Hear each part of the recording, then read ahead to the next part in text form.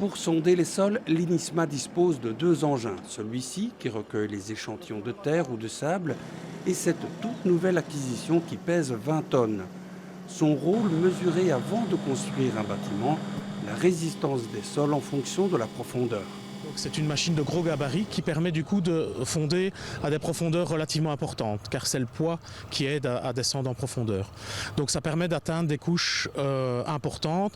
Dans le cas de mauvais terrain, c'est intéressant parce que dans le cas de mauvais terrain, on doit aller rechercher des couches qui sont plus en profondeur et qui ont des résistances plus importantes. La deuxième particularité, c'est qu'elle est de dernière génération et donc on a un système d'enregistrement des valeurs qui se fait de manière automatique et qui peuvent être traitées par la suite par ordinateur assez facilement.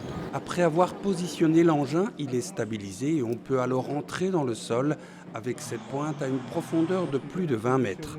On mesure à la fois la résistance rien qu'à la pointe, par la pointe qui coulisse comme ça par l'intermédiaire d'une tige intérieure, et l'ensemble du frottement le long du train de tige. Et ça donne les caractéristiques du sol qui permettent par la suite de dimensionner les fondations.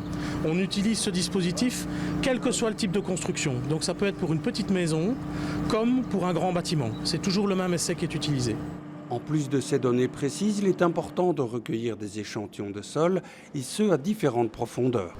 Mesurer la résistance est une chose, mais connaître le type de sol, c'en est une autre et ça a son importance.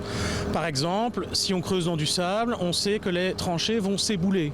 Par contre, si on creuse dans une terre comme celle-ci, qui est plus argileuse, les tranchées vont bien tenir. Ça a évidemment beaucoup d'importance dans la façon dont les travaux vont être conduits et ça permet de gagner du temps pour anticiper tous les problèmes qu'on peut rencontrer.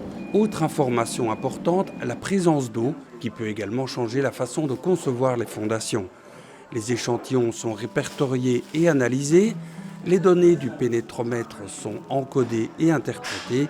Le tout est analysé en fonction des plans de l'architecte et du type de bâtiment envisagé. On a tous les types de sols, il faut les comprendre tous. Ils sont tous variés, composés de plusieurs types de sols parfois.